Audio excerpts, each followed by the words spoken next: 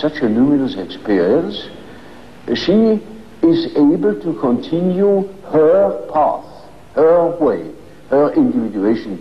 The acorn can become an oak and not a donkey. If you have a relationship to C.G. Jung, then you have to work on it, and the meaning is a result, perhaps, you see. One can say I projected on him a father, but I also projected on him a mother, you see. And the one who accepted me, I could say. And from this, in the course of the years, I found a place in this world. I found a place in myself and in the world. A transference is a projection. Yes. So I projected on him this and that, and he took it seriously, and he acted accordingly. But he never laughed at it. He accepted it. He accepted it. I remember once a patient wanted to marry Jung. She was convinced that he was the man for her and for her lifetime. In vain, Jung explained to her that he already was married.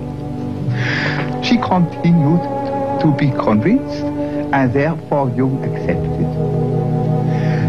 She went on, prepared a marriage deal, had printed cards, everything was ready.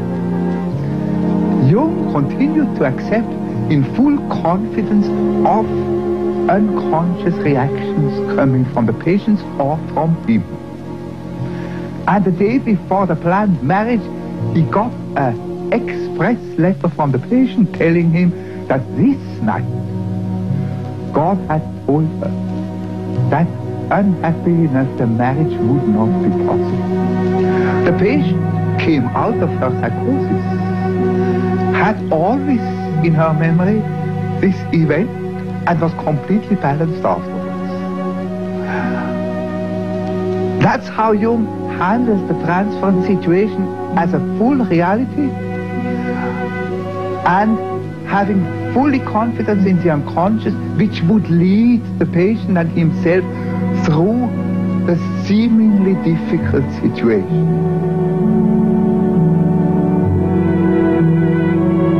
You could see what every woman was really substantially like, and helped her to find her main interest: literature, politics, psychotherapy, or astrology, or what you want. He had an art to follow a person until she found herself. And the value of transference was great for Jung himself.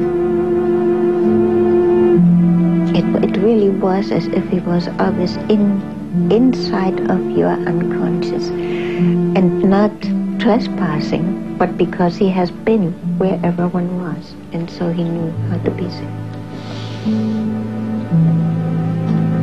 He also would never use any of his terms, ever. My last interview, I told him a dream, and I realized, my God, that man is 85 years old. And it was pages of dream, and so I only told him half the dream, thinking I can't put that on him. And so then he started. You know, he didn't ask you for one association. Very seldom he did. He just started to talk. And I was kind of not making the connection, which what he was talking about had anything to do with my dream, but I knew better that I will find the connection if I listen eventually. And suddenly he said, "Oh, that is as if you dream," and he told me the second part of my dream, which I hadn't told him.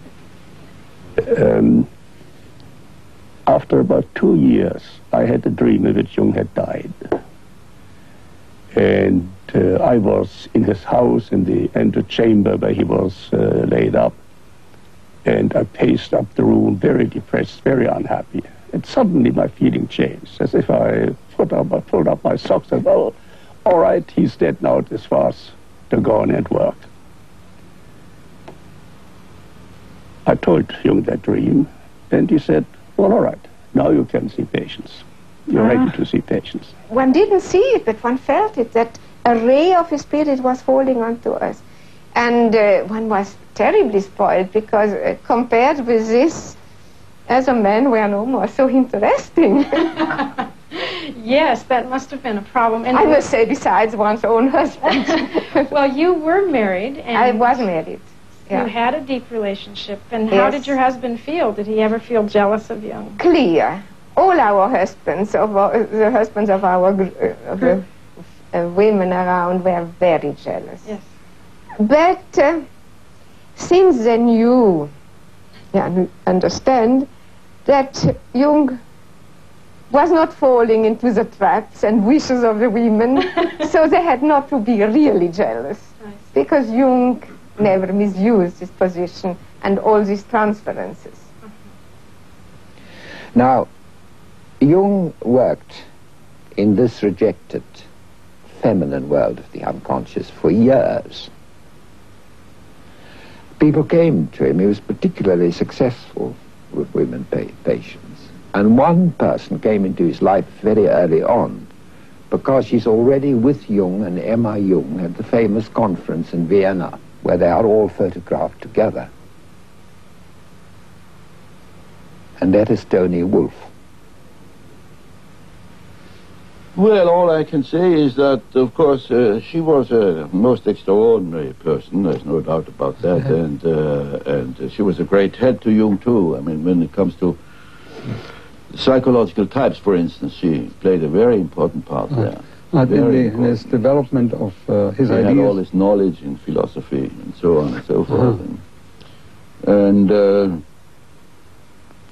she had been one of his patients to begin with. I see. Oh, yeah. And I remember he was very proud of the fact that he had succeeded in curing her. A lot of people who knew her said that they despaired of her ever recovering from whatever her psychological disturbance was. I think one must accept that it was profound enough to fit the rare, exceptional spirit she was, because in a sense, the rarer, the more exceptional the spirit, the deeper the psychological suffering. And Jung managed to bring her out of this, so that by the time of the famous Vienna conference, she was already an integrated working personality. And to me, that photograph is very moving, because the one who looks young, as if she's just been born, is Tony Wolff. She sits there with these large eyes.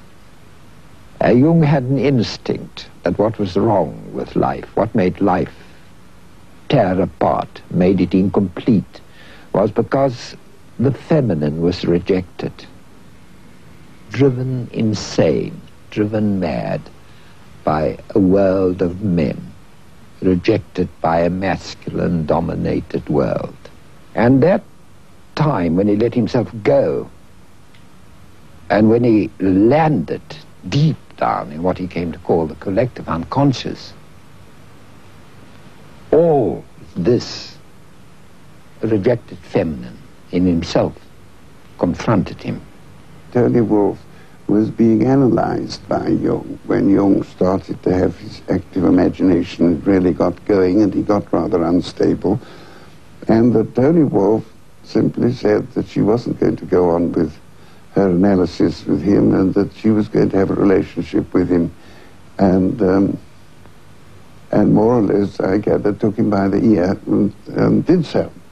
In this unfamiliar, terrifying underground of the collective unconscious, she was Jung's guide, to such an extent that she lived with him. And she took over the whole of the burden. And of course the tensions caused by that in Zurich and in the family must have been tremendous. She reflected his anima in the way that Mrs. Jung didn't. It was she who introduced him to all the Eastern things, Eastern spirituality, Eastern philosophy, and so on. They were lovers, I take it? Oh, yes. Yes. Emma knew of their relationship, but she didn't wish to divorce you. Oh, good gracious, no.